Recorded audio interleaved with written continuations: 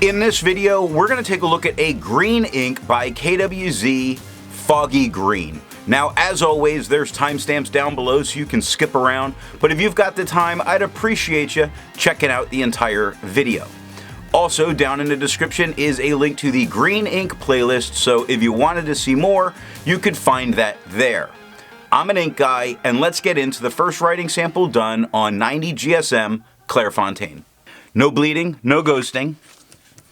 We have no feather, spread, halo sheen. We are seeing some shading quite a bit in the extra fine, which is a lot lighter than the stub. Even little bits, like if you look at the word brown in the medium, you do see it gets a little lighter towards the end. You see over starts just a little lighter as it gets darker. It's the same tone as the stub.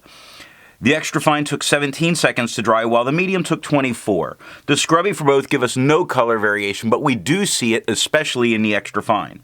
The smear test you could recover if you smeared while you were writing. To have a range of experience with this ink, all of the writing samples are done with a Jinhao 159 with a 1.1 stub, a Jinhao X450 with a medium, and a Jinhao X750 with an extra fine. Then a Pelican P200 with a fine nib is inked up, used for a day, and used to take the notes for this video. The next writing sample is done on 52 GSM Tomoe River. No bleeding, but we do get some ghosting going on, really not that bad. We have no feather, spread, halo sheen, no shade. We have some tone variation where the extra fine's lighter than the stub, but the medium's the same tone as the stub.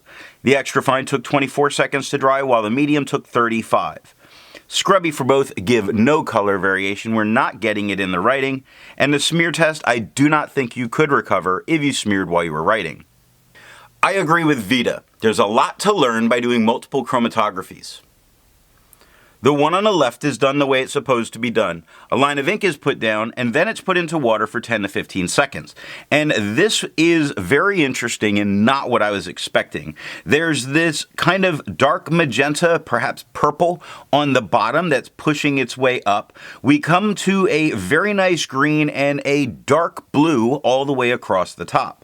Now the one on the right is let dry for 10 minutes, and the most noticeable difference is that magenta or purpley tone that's at the bottom does seem to be forming a little bit of a line, suggesting it may be resistant, but that would be unusual for a KWZ ink. The next writing sample is done on 80 GSM Rhodia dot pad. No bleeding, no ghosting. We have no feather, spread, halo sheen. We get a couple of darker spots in the extra fine writing, and that's because the extra fine is lighter than the medium or stub. Like you can see, the K in quick is much darker, the X in fox is much darker. The looks darker than over, even though it's all very dark in itself. Extra fine took 19 seconds to dry, while the medium took 27. The scrubby for both give us no color variation, but we do get some in the extra fine. And the smear test I do think you could recover if you smeared while you were writing. Resistance tests are done to see how this ink can be expected to perform on the page, and more importantly, how hard it may be to clean from your pen. The smear is allowed to dry for 3 days before testing it. Looking at the highlighter, I would not use this in a note-taking situation because that will destroy your notes entirely. Water is completely reactivating and lifting this off the page. It's not all gone, but it will be. Pen flush does actually a little less than the water does, and the 1/3 bleach solution is completely removing it, but discoloring the paper. It did only take water to get this out of my pen.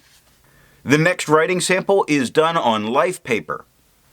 We have no bleeding, but some minor ghosting, very minor, not something that would stop you from using it. We have no feather, spread, halo sheen. We do get some shading. The extra fine shows a few spots of shading throughout, none in the medium or the stub. The extra fine is quite a bit lighter than the stub and medium. The extra fine took 16 seconds to dry, and the medium took 23. Scrubby for both give no color variation, although we still get it in the extra fine, and the smear test there is the offhand chance you could recover if you smeared while you were writing. For the inks tested, the average viscosity is 2.5, and the realm of normal is 2.1 to 2.9. KWZ's Foggy Green has a viscosity of 1.98. That means it's just a little bit wetter than normal. If you're interested in how the viscosity tests are done and all of that, then down in the description is a link to that video. The next writing sample is done on Apica CD notebooks. No bleeding, no ghosting. We have no feather, spread, halo sheen, no shade. Now the extra fine is lighter than the stub and the medium's just a tad bit darker than the stub. Extra fine took 12 seconds to dry and the medium took 18. Our scrubby gives us no color variation. We're not getting shading in the writing. And the smear test, I do think you stand a chance of recovering if you smeared while you were writing. For the inks tested, the average dry time is 17 seconds, and the realm of normal is 13 to 21 seconds. KWZ's Foggy Green has an average dry time of 24 seconds, so it takes just a little bit longer than normal to dry. The last writing sample is done on Franklin Christoph paper. We have no bleeding, no ghosting. We have no feather, spread, halo sheen, no shade. We do get some tone variation as the extra fine is lighter than the stub, and the medium is just a hair darker than the stub. Extra fine took 10 seconds to dry, and the medium took 15. Scrubby for both give us no color variation. We're not getting shading in the writing. And the smear test, you still have an off chance you could recover if you smeared while you were writing. Instead of finding inks that look like KWZ's Foggy Green, I'd prefer to find an ink that complements its color on the page. I decided to go with a purple because I really do like matching purples with greens. I went with KWZ's Iron Gall Gummyberry.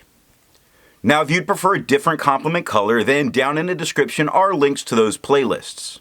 What do I think of KWZ's Foggy Green? This is much darker a green than I tend to go for. This is a thick ink that has the ink level out while it's drying, making most all of the shading go away.